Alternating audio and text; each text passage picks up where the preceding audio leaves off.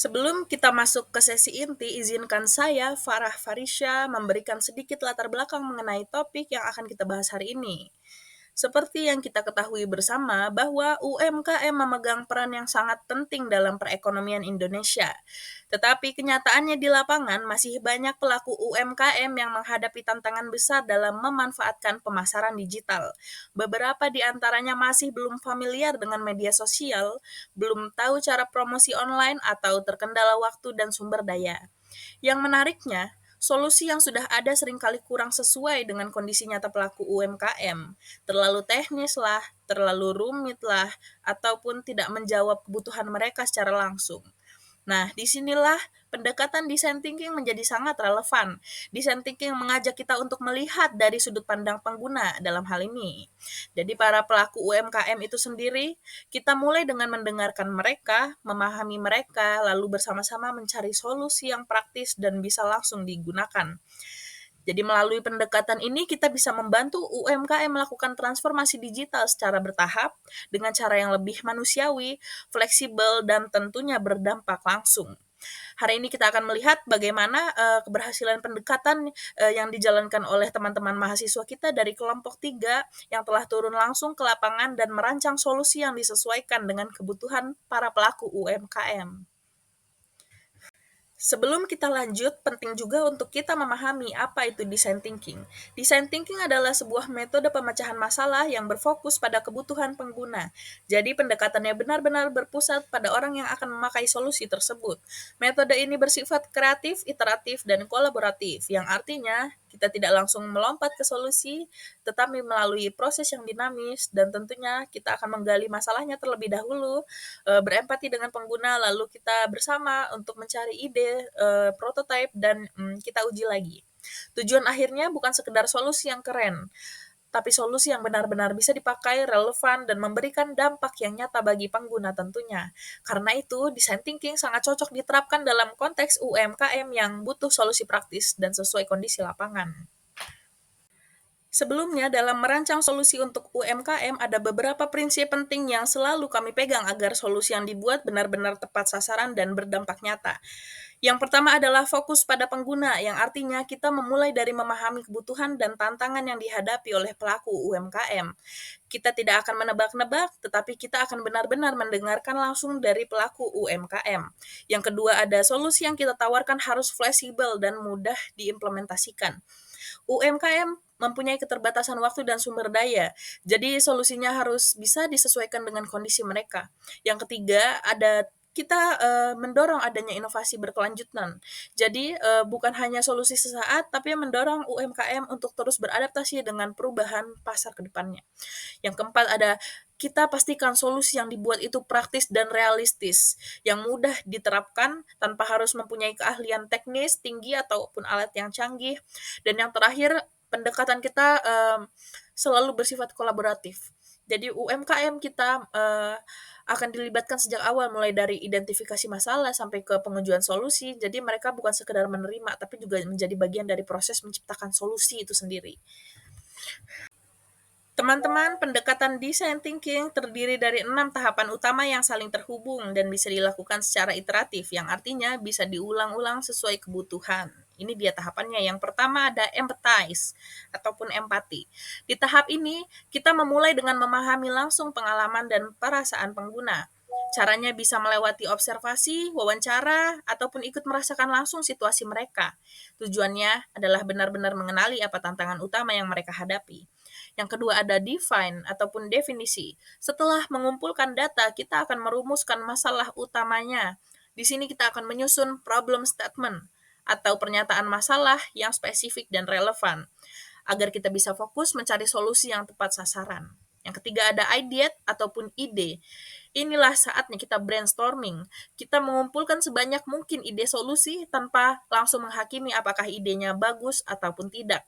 Yang penting adalah mencari kemungkinan-kemungkinan baru yang kreatif dan relevan dengan kebutuhan UMKM. Yang keempat ada prototype. Setelah mempunyai beberapa ide, kita akan memilih salah satu ataupun dua ide dan membuat versi awal atau konsep solusinya. misalnya berupa template konten, modul pelatihan, atau simulasi media sosial. Prototipe ini tidak harus sempurna, yang penting bisa kita uji bersama.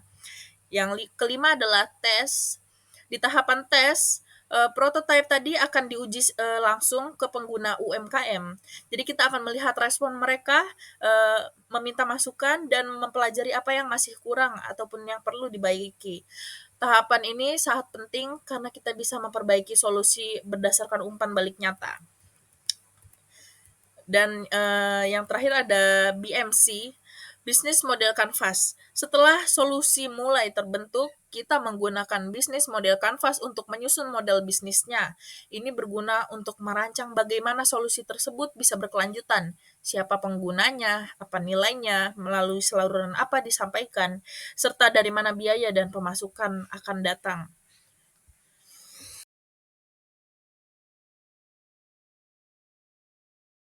Nah, selanjutnya kita bahas tahapan yang pertama, yaitu empatis. Di sini kita pakai 3 tools. Yang pertama ada observasi, kedua wawancara, ketiga empathy map. Berdasarkan hasil observasi langsung terhadap salah satu pelaku UMKM yang bergerak di bidang makanan ringan rumahan, terlihat bahwa promosi yang dilakukan masih menggunakan metode sederhana dan terbatas. UMKM tersebut memiliki akun media sosial seperti Instagram dan WhatsApp, namun pemanfaatannya belum maksimal karena keterbatasan keterampilan dalam bidang pengeditan. Konten yang diposting di Instagram masih jarang diperbarui, dan sebagian besar hanya berupa foto produk tanpa informasi detail dan deskripsi yang menarik. Selain itu, interaksi dengan pelanggan secara online masih terbatas. Pemilik UMKM biasanya merespon pesanan atau pertanyaan pelanggan melalui chat WhatsApp dan DM Instagram secara manual atau tanpa bot bantuan, dan belum menerapkan sistem katalog produk digital atau link pemesanan otomatis yang mengarah ke aplikasi pemasaran digital. UMKM ini juga belum memanfaatkan fitur-fitur promosi seperti Instagram Story Highlight atau penggunaan hashtag yang relevan. Promosi lebih banyak mengandalkan word of mouth atau bisa disebut promosi dari mulut ke mulut, sehingga pelanggan yang dapat menjangkau informasi produk tersebut tetap hanya di lingkungan sekitar. Tampaknya pemilik UMKM belum memiliki strategi pemasaran digital yang terstruktur dan belum memahami secara menyeluruh bagaimana pemanfaatan media sosial yang menjangkau pasar yang lebih luas. Assalamualaikum warahmatullahi wabarakatuh. Saya Fitri Badaria. Di sini saya akan menjelaskan metode wawancara yang dihasilkan oleh kelompok kami. Nah, di slide ini tuh kami menampilkan hasil wawancara kami dengan salah satu pelaku usaha kecil untuk menggali lebih dalam soal bagaimana sih mereka melakukan promosi digital. Nah, yang pertama itu ada saat kami tanya gimana cara beliau mempromosikan produknya, ternyata masih sangat sederhana, yaitu beliau tuh hanya mempromosikan lewat WhatsApp saja dengan cara nge-share ke teman dan keluarga-keluarganya. Kadang-kadang juga beliau upload ke Instagram, namun nggak sering gitu. Jadi cuman kadang-kadang aja. Nah, yang kedua, soal fitur-fitur di media sosial seperti highlight story di Instagram atau platform lain kayak Facebook dan X. Beliau bilang belum pernah coba karena belum tahu cara pakainya tuh gimana dan takut salah pencet katanya.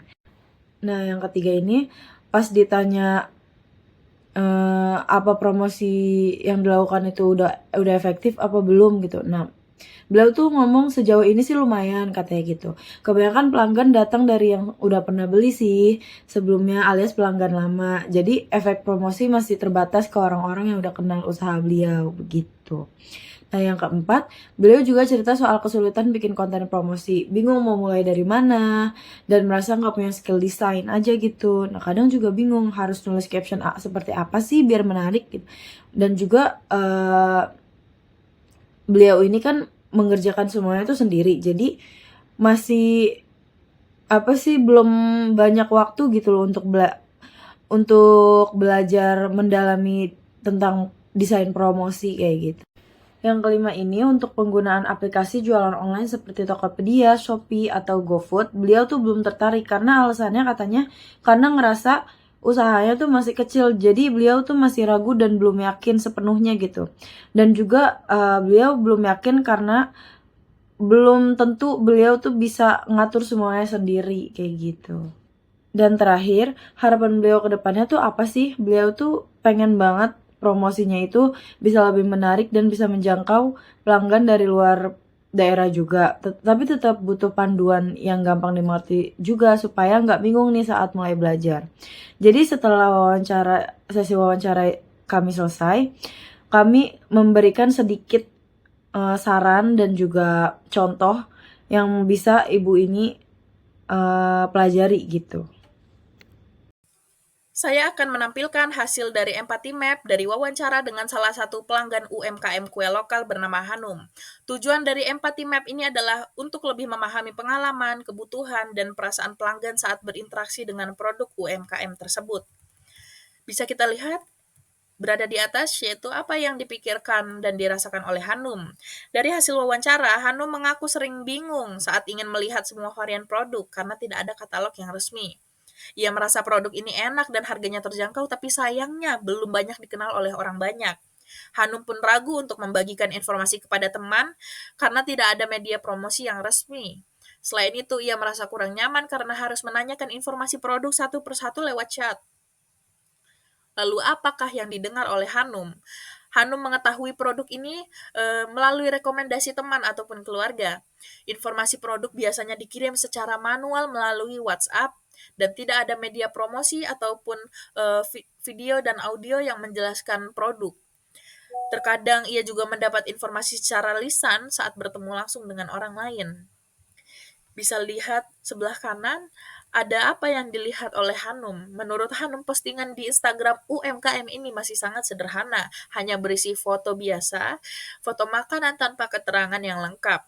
Tidak ada katalog digital ataupun website yang resmi, serta komentar pelanggan lama memang ada tetapi tidak terlalu menonjol. Kemasan produk juga masih terlihat sederhana dan belum terlalu menarik. Bisa dilihat di bagian bawah pun ada apa yang dilakukan oleh Hanum. Biasanya Hanum melihat-lihat Instagram lalu menyimpan ataupun men-screenshot produk yang disukai. Setelah itu ia menghubungi penjual melalui WhatsApp untuk menanyakan harga dan memesan. Ia juga dapat mempromosikan ke teman secara sukarela walaupun terbatas, namun Hanum tetap membagikan produk ini dengan UMKM lain yang promosinya lebih rapi dan profesional. Jadi Hanum ini tetap membandingkan jadinya dengan UMKM yang pemasarannya lebih rapi dan profesional dibandingkan UMKM Budut yang masih keterbatasan dalam pemasaran digital. Ada pain, masalah atau kekhawatiran pelanggan. Dari wawancara ya, setelah diwawancara saya menemukan beberapa masalah utamanya ada 6, yaitu tidak adanya katalog digital. Jadi terus yang kedua minimnya media promosi resmi, ketiga informasi produk tidak lengkap, keempat promosi kurang menarik, dan kelima proses pembelian kurang nyaman. Keenam ada persaingan dengan UMKM lain yang lebih siap secara digital. Dan gainnya yang positif dari produk ini menurut pelanggan, produknya enak dan berkualitas. Yang kedua, rekomendasi dari orang terdekat itu menjadi daya tarik. Kenapa sih kok bisa seenak itu? Kenapa bisa menurut mereka enak banget sepertinya? Respon cepat dari penjual lewat WhatsApp walaupun masih menggunakan metode manual ya. Dan akses ke produk itu cukup mudah melalui Instagram dengan mencari nama yang sesuai dengan akun Instagram dengan produk, yaitu Budut. Harga bisa langsung ditanyakan sehingga transparan. Jadi dari hasil empathy map yang saya buat ini, kita bisa menyimpulkan bahwa walaupun produk UMKM ini sudah memiliki kualitas yang baik dan pelayanan yang cepat, masih ada banyak hal yang bisa ditingkatkan dari segi pemasaran digital. Seperti penggunaan katalog, media promosi yang menarik, dan kemasan produk yang harusnya lebih profesional.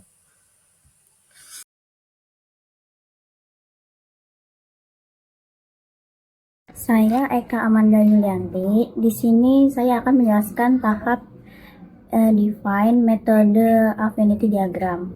Kita di sini mempunyai 4 masalah. Permasalahan yang pertama itu ada keterbatasan teknologi dan pengetahuan digital. Di masalah ini memiliki 5 poin.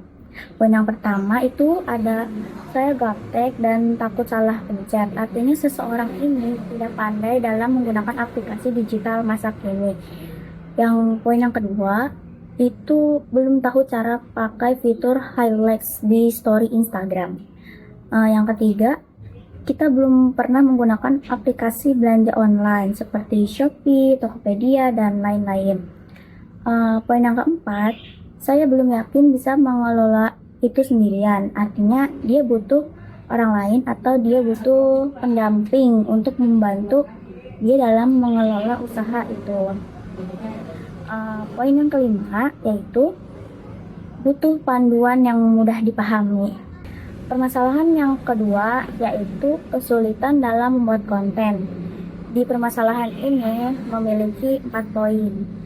Poin yang pertama yaitu saya bingung membuat konten video itu seperti apa atau membuat konten foto itu seperti apa. Poin yang kedua, saya tidak terbiasa desain produk menjadi menarik.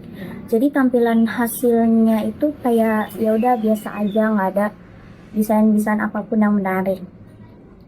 Poin yang ketiga, upload foto kue di Instagram, tapi tidak rutin. Hanya saja misalkan seminggu sekali atau seminggu 2 kali. Poin yang keempat yaitu konten hanya berupa foto tanpa deskripsi yang menarik. Selanjutnya, permasalahan yang ketiga, jangkauan pasar terbatas. Di sini memiliki 3 poin. Yang pertama, pesanan berulang datang dari pelanggan lama, jadi tidak ada pelanggan baru atau pembeli baru. Yang kedua, belum banyak orang tahu usaha apa yang saya miliki.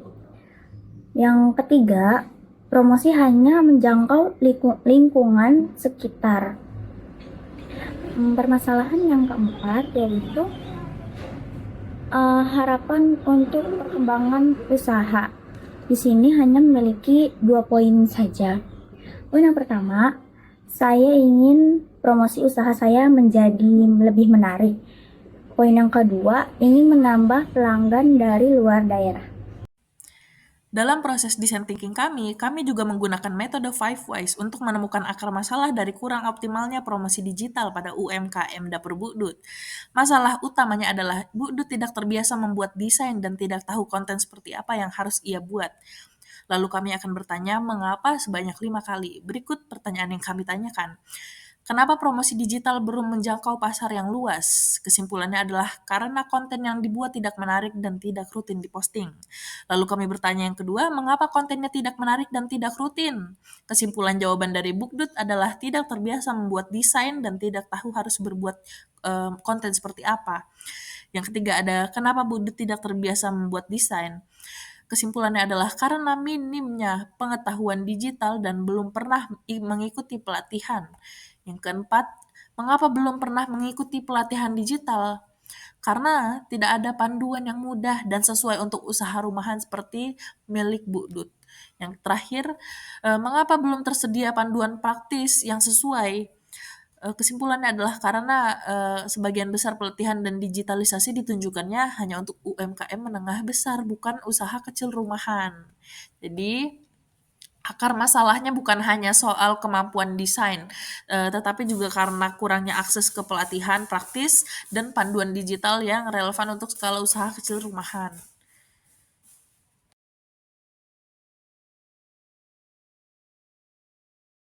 Nah, di tahap brainstorming ini, kita mendapatkan 7 ide. Ide yang pertama, menggunakan aplikasi penyedia template konten promosi yang siap dipakai dan gratis. Nah, yang kedua, mengikuti pelatihan online dari modul atau video singkat sebagai panduan visual untuk penggunaan fitur Instagram, Shopee, dan lain-lain. Ide yang ketiga, memanfaatkan teknologi bot atau AI dalam membantu respon pemesanan. Dan ide berikutnya, ide yang keempat, kita mengikuti komunitas UMKM lokal sebagai sarana berbagi ilmu. Yang kelima, menggunakan layanan pengiriman yang efisien dan terjangkau. Yang keenam, membuat konten blog yang informatif dan menarik. Yang ketujuh, menggunakan fitur pembayaran online yang aman. Saya akan menjelaskan tahap IDEA dengan metode mind mapping. Permasalahan umum yang kita ambil yaitu keterbatasan pengetahuan digital dalam membuat konten. Di sini kita ada 4 cabang solusi dari permasalahan yang tadi. Cabang solusi yang pertama itu ada mendalami penggunaan digital. Di sini memiliki 4 poin. Poin pertama yaitu pahami pembuatan tutorial, pembuatan konten seperti konten video, konten gambar, dan cara membuat caption yang menarik. Poin yang kedua yaitu menggunakan modul belajar berbasis aplikasi. Poin yang ketiga, belajar tips konten marketing sederhana. Dan poin yang keempat, menyiapkan konten siap pakai. Lalu di cabang solusi yang kedua itu ada Shopee dan Instagram, memiliki 4 poin. Poin pertama, pembuatan akun. Yang kedua, lengkapi profil. Yang ketiga, unggah produk. Yang keempat itu fitur lainnya. Cabang solusi yang ketiga yaitu pelatihan digital. Di sini ada 2 poin saja. Poin yang pertama, mendalami media pemasaran dan penjualan online yang sudah ada, seperti simulasi posting produk langsung di Shopee.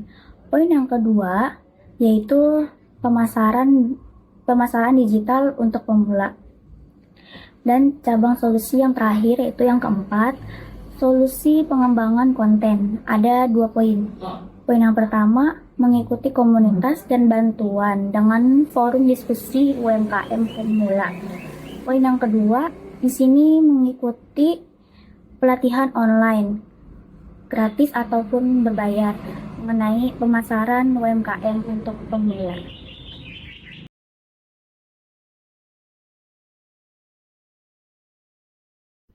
Nah, di slide ini kami ingin menunjukkan langkah-langkah awal yang perlu diketahui pelaku usaha untuk mulai berjualan di aplikasi Shopee. Setelah akun Shopee berhasil dibuat, langkah pertama yang harus dilakukan adalah masuk ke menu mulai jual yang ada di halaman profil. Setelah itu, tinggal klik tombol daftar sebagai penjual Shopee. Di tahap ini, Shopee juga akan menampilkan beberapa program dukungan untuk UMKM seperti gratis iklan toko, dukungan khusus UMKM baru, dan juga program ekspedisi Shopee. Langkah terakhir adalah melakukan verifikasi data diri. Mulai dari memilih jenis usaha, perorangan atau perusahaan, mengunggah foto KTP, hingga mengisi nama, nick, dan juga verifikasi wajah. Kalau semua sudah selesai, barulah akun kita siap untuk digunakan untuk jualan. Nah, slide selanjutnya yaitu posting produk. Setelah proses pendaftaran sebagai penjual selesai, sekarang kita sudah bisa mulai posting produk. Langkah pertama adalah buka menu toko saya dari halaman profil. Di sana akan terlihat informasi toko dan menu pengaturan lainnya. Lalu klik menu produk dan nanti akan muncul tampilan daftar produk. Karena ini pertama kali, tentu masih kosong. Jadi tinggal klik tambah produk baru di bagian bawah. Setelah itu, kita bisa langsung upload foto produk, isi deskripsi, harga, stok, dan lain-lainnya. Simple dan cukup mudah diikuti, bahkan oleh pelaku UMKM yang baru belajar juga. Nah, setelah udah diisi semua, nanti tampilannya tuh akan produknya tuh akan muncul di beranda. Nah, setelah udah muncul, pelaku UMKM bisa langsung melakukan iklan produk melalui Shopee-nya atau bisa di-share linknya ke berbagai media sosial.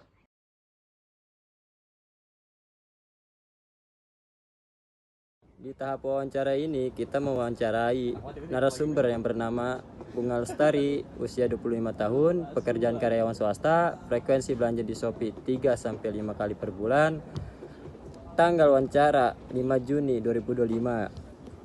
Tujuan wawancara untuk menguji efektivitas aplikasi Shopee sebagai media pemasaran digital UMKM dan menilai pengalaman pelanggan dalam menggunakannya. Pertanyaan yang kita berikan ke narasumber ialah 1. Apakah Anda sering menggunakan aplikasi Shopee untuk berbelanja kebutuhan sehari-hari atau produk UMKM? Jawabannya, ya, saya cukup sering belanja di Shopee, apalagi untuk produk UMKM seperti makanan ringan atau kerajinan tangan. Banyak pilihannya dan sering ada promo. Yang kedua, menurut Anda, apakah Shopee membantu Anda menemukan produk dari pelaku UMKM dengan mudah? Jawabannya, ya, cukup mudah. Biasanya saya cari pakaian, kata kunci. Kok pakaian aja? Biasanya ya cukup mudah. Biasanya saya cari pakai kata kunci, lalu muncul berbagai toko kecil juga.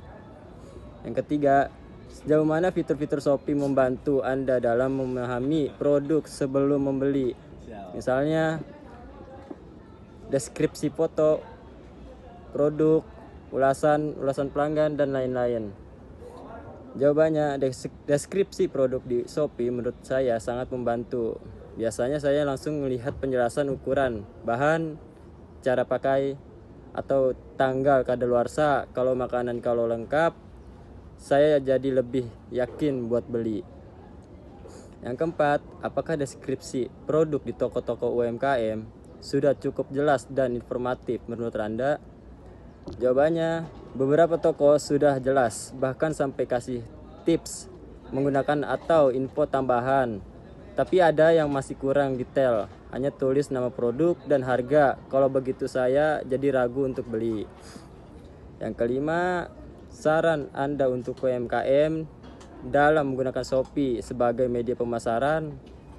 Jawabannya, UMKM sebaiknya rajin update deskripsi produknya. Pakai bahasa yang mudah dimengerti dan tambah foto yang jelas. Jangan hanya fokus jualan, tapi pikiran pengalaman belanja pembeli. Ya, sekarang saya akan menjelaskan bisnis model kanvas dari sudut pandang pelaku UMKM Budut, khususnya untuk usaha makanan ringan rumahan. Jadi tujuan saya membuat BMC ini buat membantu kita melihat gambaran menyeluruh tentang bagaimana bisnis ini dijalankan. Mulai dari siapa pelanggannya, sampai bagaimana bisnis ini bisa menghasilkan uang. Yang pertama bisa kita lihat ya, semuanya ada di sebelah kanan, customer segment, yaitu siapa pelanggan UMKM ini. Tentu pelanggan utamanya adalah tetangga, teman, dan keluarga, atau bisa dibilang pelanggan tetap. Selain itu, ada juga pelanggan baru yang taunya dari Instagram atau WhatsApp, serta pembeli online lokal yang berhasil dijangkau lewat promosi digital. Yang kedua ada value proposition, yaitu apa nilai yang ditawarkan oleh UMKM ini. Tentunya adalah makanan ringan rumahan yang enak, higienis, dan harganya terjangkau. Yang menariknya, semua itu dibuat sendiri, jadi fresh setiap hari. Setiap hari itu dibuat baru terus, jadi ada sentuhan personal dan kualitasnya itu dijaga betul. Yang ketiga ada channel, bagaimana produk ini bisa sampai ke telinga pelanggan. Untuk salurannya, UMKM Budut ini mengandalkan yang pertama ada WhatsApp untuk berkomunikasi langsung. Lalu ada Instagram untuk memposting foto-foto produk dan deskripsi kejelasan produk. Setelah didigitalisasi pun, produk UMKM Budut ini bisa masuk ke platform seperti Shopee ataupun GoFood untuk memudahkan, pelanggan, membeli produk ini. Selain itu mereka juga, mempromosikannya lewat interaksi langsung seperti bertemu, dengan orang banyak dan menawarkan produknya secara lisan. Lalu ada yang keempat, customer relationship. Bagaimana hubungan dengan pelanggan? Hubungan dengan pelanggan itu dibangunnya secara manual lewat chat di WhatsApp atau di Instagram. Jadi interaksi-interaksi kecil seperti itu, seperti tadi bertanya jawab yang membangun hubungan dan kepercayaan pelanggan kepada penjual. Mereka itu memberikan promo ke pelanggan lama dan selalu terbuka untuk ditanya langsung. Jadi pendekatannya benar-benar personal lagi dan hangat. Yang kelima ada revenue stream. Dari mana UMKM mendapatkan uang? Jadi sumber pendapatannya UMKM Budut ini berasal dari penjualan produk per piece atau per paket. Pesanannya ulang dari pelanggan lama dan juga penjualan musiman seperti kayak saat lebaran atau acara-acara khusus. Biasanya banyak orang yang memesan sekali langsung banyak gitu untuk membuat acara-acara kecil maupun besar. Yang keenam ada key research, yaitu apa saja yang diperlukan untuk bisa menjalankan UMKM Budut ini, bergantung pada bahan baku seperti tepung, telur, dan sebagainya. Lalu ada peralatan dapur, ada handphone dan akun media sosial sebagai media promosi, dan tentu saja tenaga kerja karyawan atau, tenaga kerja, yang dikerjakan sendiri ya oleh pemiliknya. Yang ketujuh ada key activities. Apa aktivitas utama dari, pelaku usaha ini? Yaitu adalah memasak atau memproduksi produk. Yang kedua ada memfoto dan mengupload ke media sosial. Jadi kegiatannya benar-benar masih mandiri, dikerjakan sendiri selama belum ada, karyawan yang membantu. Yang ketiga adalah melayani pesanan dan pengiriman dan melakukan promosi meskipun masih sederhana. Yang kedelapan adalah key partner, siapa yang membantunya dalam prosesnya. Pelaku UMKM ini dibantunya sama keluarga. Ya, selama masih mengerjakan sendiri atau selama belum memiliki karyawan yang membantu, keluarga sempat membantu untuk memproduksi dan mengantarkan produk. Lalu ada teman yang bisa membantu share promosi dan jasa kurir lokal seperti ojek online, itu sangat membantu. Yang ke-9 ada cost struktur, biaya apa saja yang dikeluarkan. Jadi biaya operasionalnya mencangkup yang pertama ada pembelian bahan baku, ada biaya gas, listrik, dan alat masak, lalu kemasan produknya, serta kuota internet untuk promosi online. Jadi teman-teman, lewat bisnis model Canvas ini kita bisa lihat ya bahwa UMKM itu berjalan dengan sistem yang sederhana banget, nah tapi efektif ya. Tantangannya itu gimana cara ningkatin promosi digital dan efisiensi kerja, tapi kekuatannya ada pada kualitas produk, kedekatan dengan pelanggan, dan fleksibilitas usahanya. Terima kasih. Nah, teman-teman, setelah tadi kita lihat ya BMC dari sudut pandang pelaku UMKM, sekarang kita pindah nih ke perspektif tim pengembang solusinya.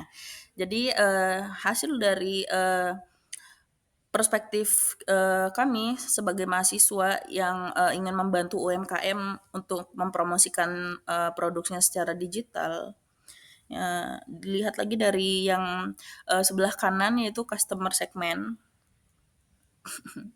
Jadi siapa yang jadi target solusi ini? Nah, target kita adalah pelaku UMKM kecil, terutama yang belum begitu paham caranya promosi online. Contohnya penjual makanan rumahan seperti Budut, yang biasanya promosinya lewat chat manual, lewat WhatsApp, atau posting seadanya di Instagram asal-asalan gitu. Jadi cara pengambilan gambarnya yang kurang menarik maupun cara menulis deskripsi yang kurang informatif, itu adalah customer segment kita. Lalu yang kedua ada value proposition, nilai apa yang kami tawarkan. Jadi kita ingin menawarkan solusi yang simple aja, gampang dipakai dan nggak ribet. Misalnya berupa template konten yang tinggal dipakai oleh pelaku UMKM, lalu lewat video singkat dan panduan praktis untuk promosi online mereka. Yang ketiga, channel lewat mana solusi kita disampaikan gitu. Untuk menyampaikan solusi ya kita biasanya memakai yang pertama ada Instagram dan WhatsApp, ada YouTube atau grup WA UMKM, dan tentu saja komunitas UMKM lokal yang jadi penghubung langsung. Yang keempat ada customer relationship. Gimana hubungan kita dengan pelaku UMKM? Kita bisa memberikan edukasi ringan atau pendampingan santai, kayak contohnya menjawab pertanyaan lewat chat atau minta masukan agar solusi kita makin sesuai kebutuhan mereka. Jadi intinya pendekatan kita itu bersifatnya kolaboratif dan tidak menggurui. Yang kelima ada revenue stream, dari mana potensi pemasukan ya. Untuk sekarang mungkin belum menghasilkan langsung, tapi ada beberapa potensi seperti halnya donasi atau dukungan dari pihak lain yang berkenan, lalu ada pelatihan berbayar mungkin ke depannya. Nah, dan penyediaan template premium jika dibutuhkan. Jadi selain kita menyajikan template untuk membuat konten yang menarik itu secara gratis, mungkin ke depannya kita akan menyediakan yang premium. Lalu ada yang keenam key research, apa yang kita butuhkan supaya bisa menjalankan solusi yang ini, kita itu butuh tim kreatif yang bisa bikin desain dan video. Terus ada akses langsung ke pelaku UMKM dan tools gratis seperti Canva, Google Form, atau Instagram. Yang ketujuh ada key activities, apa saja yang kita lakukan. Aktivitas utama tim kita itu meliputi riset untuk tahu masalah UMKM secara nyata, lalu membuat solusi seperti template, video atau panduan, lalu kita uji dan perbaiki berdasarkan masukan dari UMKM. Yang ke-8 ada key partner, siapa yang bisa membantu kita. Kita juga nggak kerja sendirian ya teman-teman, partner penting kita itu ada banyak. Salah satunya ada komunitas UMKM, platform digital seperti Shopee, Tokopedia, dan Instagram, ataupun mentor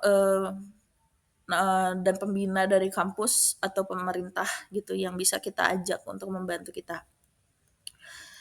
Yang ke-9 ada cost struktur, apa saja biaya yang dikeluarkan. Biayanya bisa dibilang ringan ya teman-teman, tapi tetap perlu dipikirkan, seperti, biaya untuk bikin konten atau modul, terus, biaya tools online kalau dipakai yang berbayar, dan tentu saja waktu dan tenaga dari tim kita.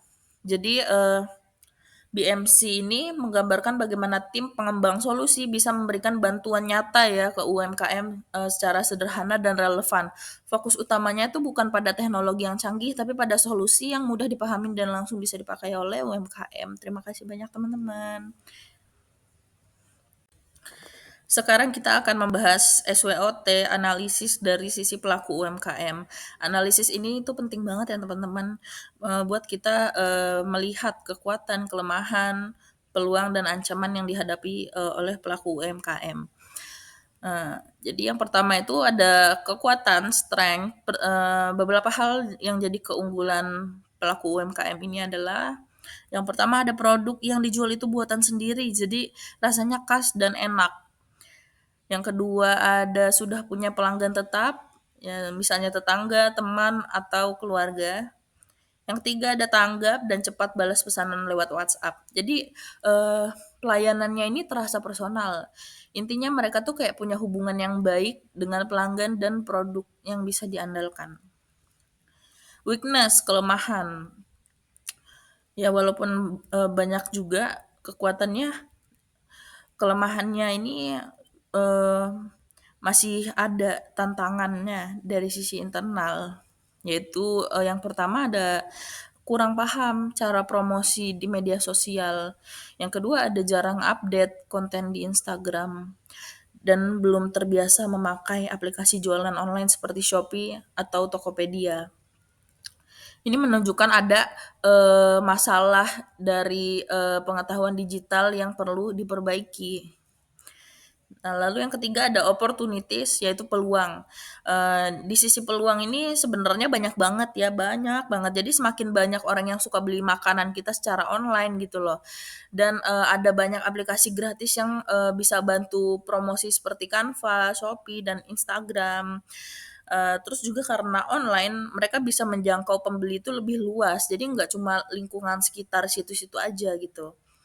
Jadi dengan sedikit belajar dan latihan, peluangnya itu bisa terbuka lebar. Sementara threats atau ancaman, yang terakhir kita tuh harus sadar akan resiko atau ancaman dari luar.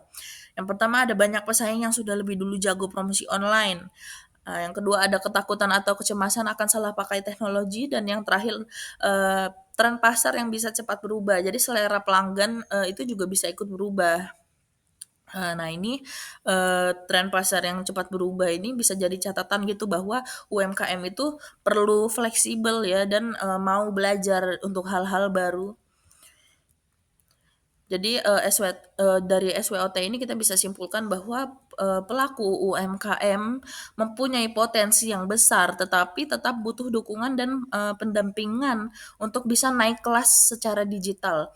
Jadi kita, kami mahasiswa sebagai tim pengembang solusi itu bisa, membantu mereka, dengan, kita melakukan pendekatan yang simpel dan ramah teknologi.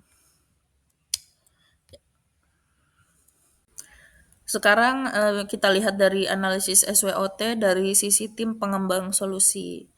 Ini supaya kita tahu bahwa tim sendiri itu masih ada yang perlu ditingkatkan. Jadi kelebihan maupun kekurangan tim kita sendiri untuk mengambil apa saja peluang dan tantangan yang ada di depan sana. Yang pertama ada strength, yaitu kekuatan. Solusi yang kita buat itu diambil dari kebutuhan nyata UMKM. Jadi bukan asumsi kita sendiri. Jadi lebih relevan. Yang kedua, kita juga pakai alat-alat yang mudah dan gratis seperti WhatsApp, Instagram, dan Canva supaya bisa langsung dipakai oleh UMKM. Dan yang paling penting ya, ini pendekatan kita itu menggunakan design thinking. Jadi fokusnya kepada pengguna langsung, bukan sekedar teori saja. Yang kedua ada weakness atau kelemahan, tentu saja banyak ya keterbatasan dalam tim kami, misalnya pengalaman kita di lapangan itu masih terbatas, apalagi kalau baru pertama kali terjun ke dunia UMKM ya. Jadi nggak semua UMKM itu langsung mau mencoba solusi yang kita anjurkan gitu. Mereka perlu diyakinkan terlebih dahulu. Dan yang terakhir, waktu dan tenaga, karena kami, mahasiswanya, hanya 6, jadi, kami, lumayan kesulitan untuk, mendampingi UMKM itu secara langsung. Kehadiran kami sangat terbatas, jadi, tidak bisa mendampingi, selama 24/7 di semua tempat. Ada yang ketiga opportunities, yaitu peluang. Eh, Banyak UMKM yang belum tahu cara promosi online dan mereka butuh bantuan. Nah, kita bisa mencari dukungan, misalnya dukungan dari kampus, karena program ini positif gitu-gitu. Dan kalau berjalan baik, ini bisa dikembangkan dari jadi program yang lebih besar dan berkelanjutan, saya harapnya. Yang keempat itu ada threats, yaitu ancaman. Dari sisi ancaman, beberapa UMKM itu sulit berubah karena sudah nyaman dengan cara lama gitu. Jadi mereka kebanyakan juga menolak adanya edukasi atau ajakan untuk menggunakan digital sebagai pemasaran yang lebih mudah. Yang kedua ada platform digital itu juga sering ganti fitur atau algoritma. Jadi kita harus terus adaptasi gitu sebagai eh, si mahasiswa yang mengembangkan solusi. Dan ada kemungkinan muncul program serupa dari lembaga resmi yang skalanya lebih besar. Jadi penting buat kita itu tetap punya pendekatan yang personal dan fleksibel. Jadi dengan SWOT ini kita bisa lebih sadar ya posisi kita tuh saat ini dan bagaimana memaksimalkan kekuatan kita, meminimalisasikan kelemahan, sambil kita harus tetap sigap menghadapi tantangan. Yang penting kita jalan terus sambil terus belajar dari lapangan. Jadi kesimpulannya melalui pendekatan design thinking, tim pengembang solusi ataupun mahasiswa ini berhasil memahami tantangan langsung dari pelaku UMKM secara observasi dan wawancara. Proses ini terdiri dari 6 tahap yang digunakan untuk merancang solusi yang benar-benar sesuai kebutuhan pelaku UMKM. Seperti yang sudah kami anjurkan, yaitu Shopee dan Instagram itu berpotensi sangat besar untuk membantu UMKM jika digunakannya dengan benar. Dengan solusi yang mudah yang kami beri, yang fleksibel dan berbasis kebutuhan nyata pengguna, itu pendekatan design thinking terbukti mampu memberikan arah yang praktis untuk mendorong UMKM melakukan transformasi digital yang bertahap namun berdampak. Jadi